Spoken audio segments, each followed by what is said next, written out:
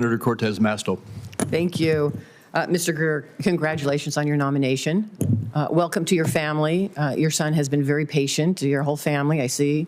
I appreciate that. I understand the challenges during this long period. Let me say this. First of all, thank you for meeting with me.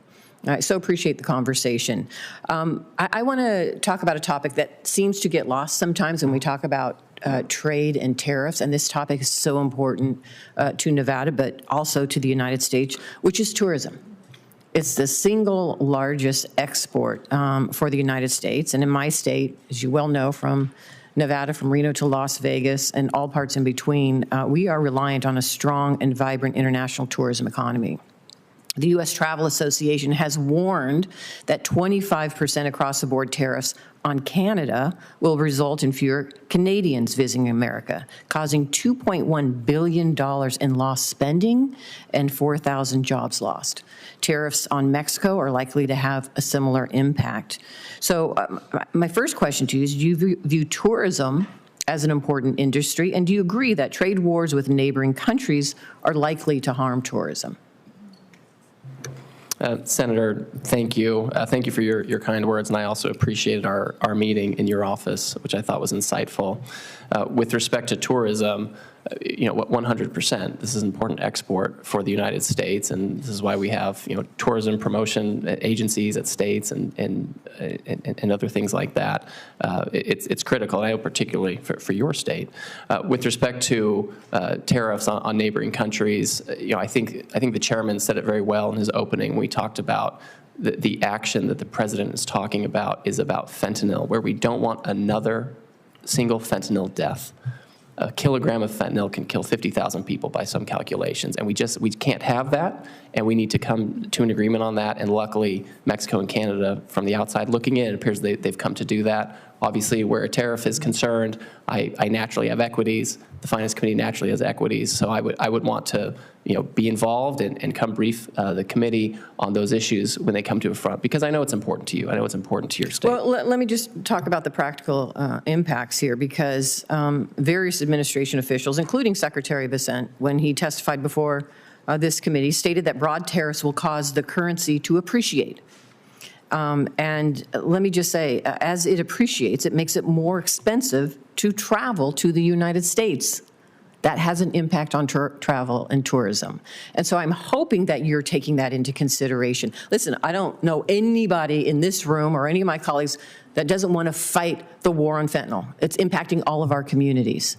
And there's a way to go about it. And I believe this war on fentanyl existed during the first administration of Donald Trump, and he didn't take this action.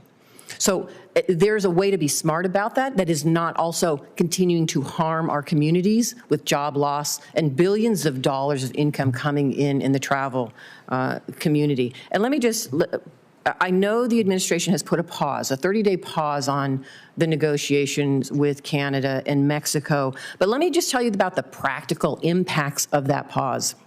I received a call from a Reno small business yesterday that one of their customers in Canada has canceled their project due to uncertainty, costing them tens of thousands of dollars.